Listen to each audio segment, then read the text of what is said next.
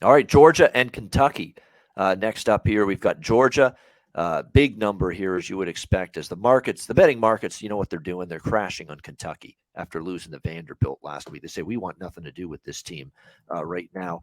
Georgia, 22.5-point road favorites, 49.5 being the total in this one.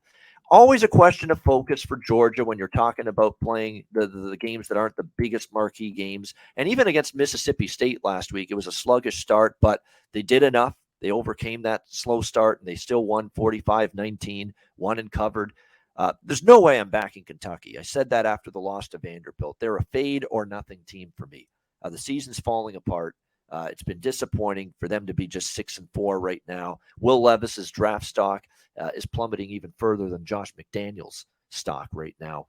In terms of his performance on the field. It's gotten worse and worse and worse. Good luck now against this Georgia defense. It would be Georgia or pass for me. I don't know if I bet the game because of the number, and you question, is Georgia locked in for 4 quarters? But even if they aren't, like in the Mississippi State game last week, they still won by 26 points. They probably could still sleepwalk their way to a point spread cover. That's how bad it's gotten for Kentucky's offense in particular, and even the defense. What are you doing giving up 24 to Vanderbilt last week? And he got shredded by Tennessee the week before that. So, yeah, it would be Georgia or nothing, maybe a mini first half full game split on the Bulldogs is what I would look at. What do you think, Connor?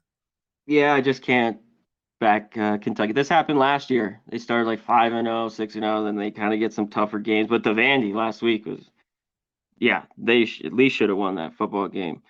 Vandy, though, sleep on them. They're getting a little bit better. Covered some numbers now, winning a couple games. So look out for them.